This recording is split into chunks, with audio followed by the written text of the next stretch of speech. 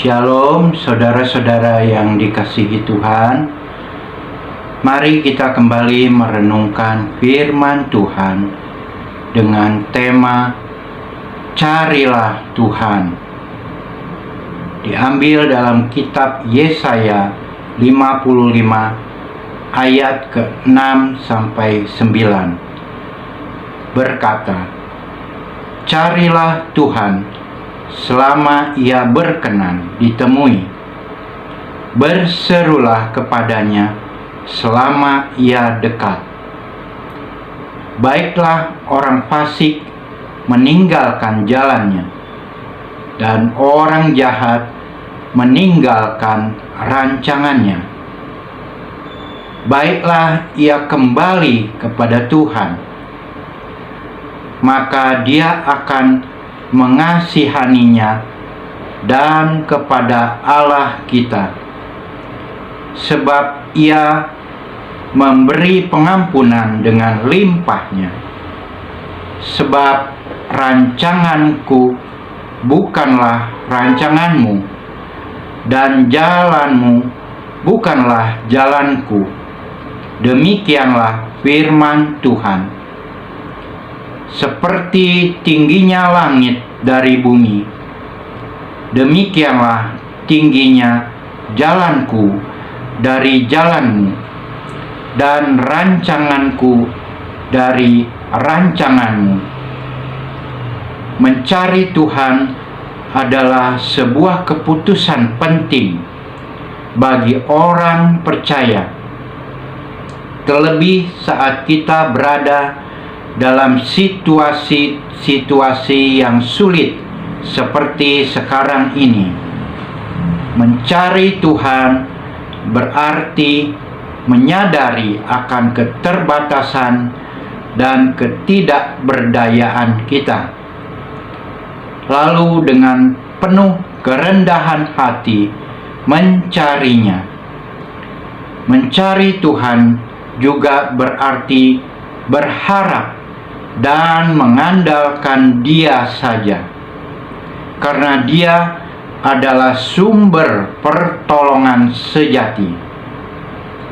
Sementara segala hal yang ada di dunia ini tidak bisa memberikan jawaban dan jaminan yang pasti bagi kita.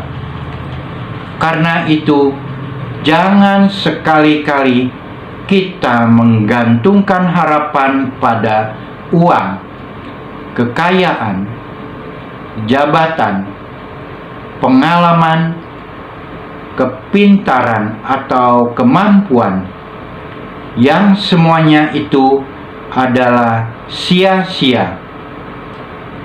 Gantungkan harapan kita sepenuhnya kepada Tuhan, sebab Dia selalu punya jalan yang ajaib untuk menolong kita.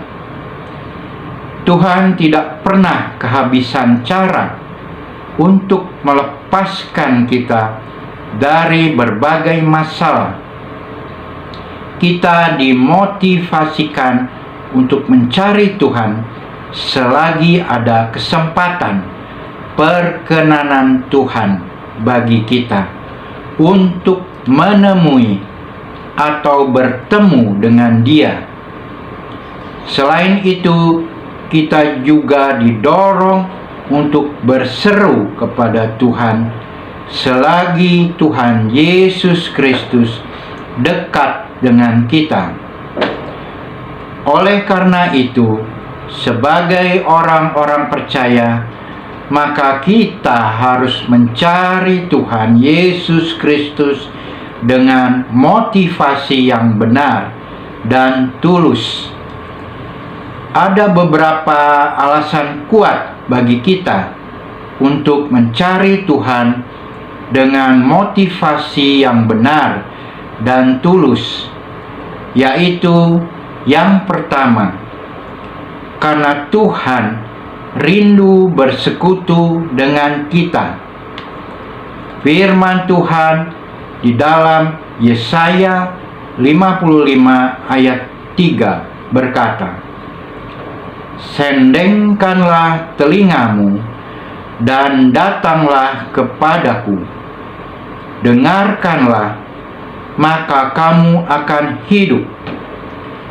Aku hendak mengikat perjanjian abadi dengan kamu, menurut kasih setia yang teguh, yang kujanjikan kepada Daud. Saudara-saudara yang dikasihi Tuhan, firman Tuhan tersebut ingin menyatakan kepada kita bahwa ketika kita membangun persekutuan dengan Yesus Kristus, maka Tuhan Yesus akan dekat dengan kita. Dan tanpa kita minta pun, Dia tidak akan pernah meninggalkan kita. Tuhan Yesus sedang menanti kita supaya kita juga menerima janji-janjinya dalam hidup kita.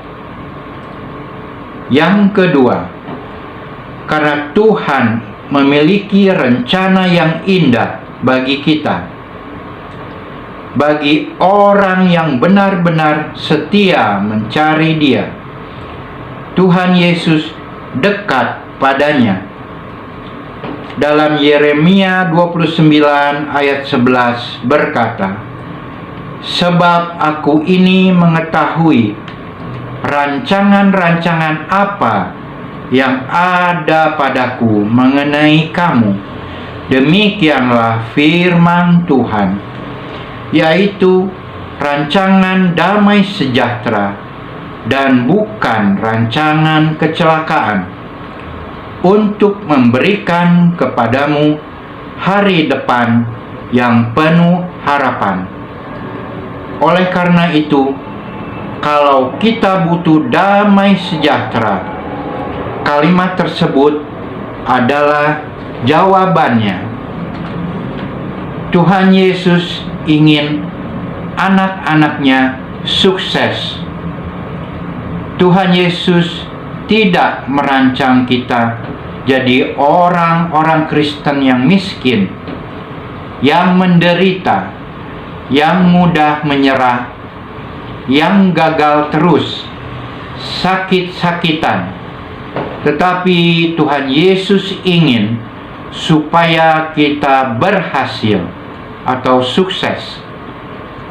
Kalau kita gagal, atau kalau kita selalu mengalami masalah, berarti kitalah yang perlu mengoreksi diri kita sendiri.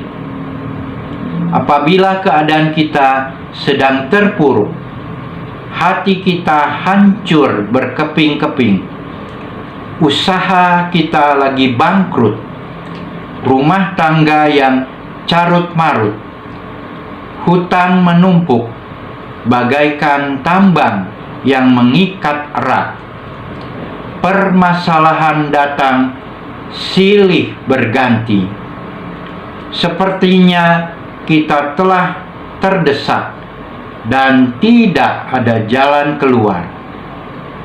Seperti yang Alkitab katakan, bertobatlah dan berbaliklah kepada Tuhan, maka Tuhan akan buka jalan dan akan memulihkan keadaan kita.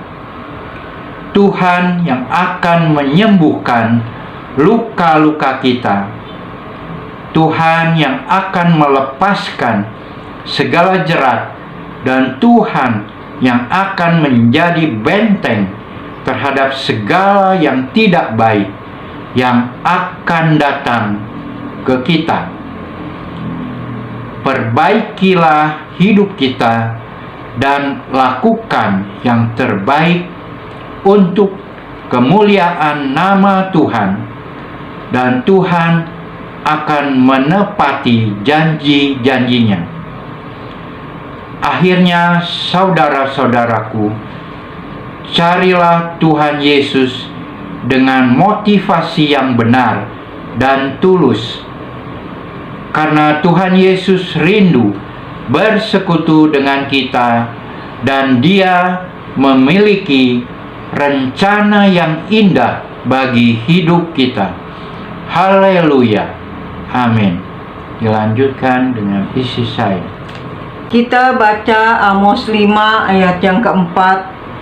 Sebab beginilah firman Tuhan kepada kaum Israel, carilah aku, maka kamu akan hidup.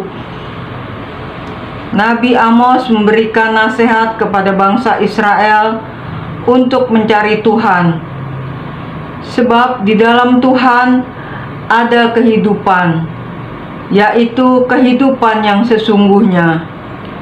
Kehidupan yang penuh damai dan sejahtera akan kita temukan saat kita mencari Tuhan. Mencari Tuhan jangan formalitas dan jangan pura-pura. Mencari Tuhan menjadi gaya hidup kita. Kita harus dan wajib mencari Tuhan selagi Tuhan dapat ditemui dan selagi masih ada waktu. Matius 6 ayat 33. Tetapi carilah dahulu kerajaan Allah dan kebenarannya, maka semuanya itu akan ditambahkan kepadamu. Mencari kerajaan Allah dan kebenarannya maksudnya kita menjadikan Yesus sebagai Tuhan atas seluruh aspek hidup kita. Dengan kata lain, menempatkan Tuhan Yesus sebagai prioritas utama dalam hidup kita. Kita harus utamakan perkara-perkara rohani lebih daripada perkara-perkara yang ada di dunia. Yang pertama, yang harus kita cari dahulu dalam hidup kita adalah kerajaan Allah.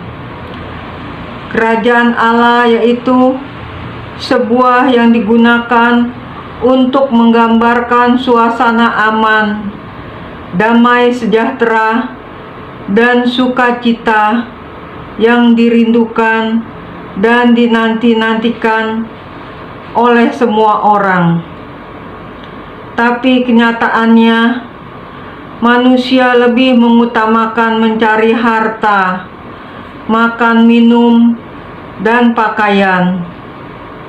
Mereka yang hidup dan terus mencari kerajaan Allah sudah pasti mendapatkan makan, minum, dan pakaian. Karena itu, tempatkanlah Tuhan sebagai prioritas utama dalam hidup kita. Maka Tuhan akan memberikan segala kebutuhan hidup kita. Matius 5 ayat yang ke-6. Berbahagialah orang yang lapar dan haus akan kebenaran, karena mereka akan dipuaskan. Bagi yang pernah mengalami kelaparan dan kehausan karena tidak ada yang mau dimakan dan diminum, akan tahu betapa berharganya nasi dan air itu. Dalam Matius 5 ayat ke-6, itu mengenai lapar dan haus bukan tentang makanan jasmani, tetapi makanan rohani, tentang kebenaran firman Tuhan.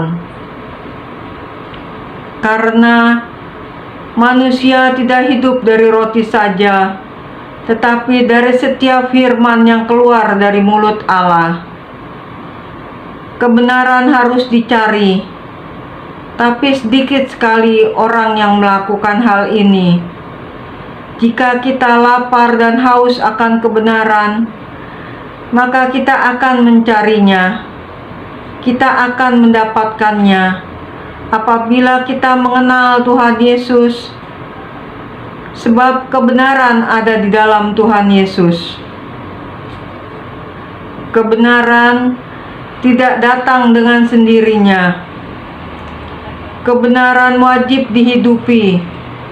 Artinya, kebenaran harus dijalani dan dikerjakan.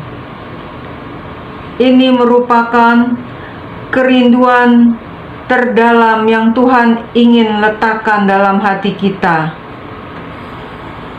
Jika kita ingin menemukan kebahagiaan dalam hidup ini, kita harus terus mencari Tuhan Yesus. Alkitab memberitahu rahasia sumber kebenaran adalah firman Tuhan. Yesus berkata bahwa Dialah satu-satunya kebenaran. Oleh sebab itu, carilah Tuhan Yesus dengan sungguh-sungguh selagi masih ada kesempatan. Amin. Tuhan Yesus memberkati.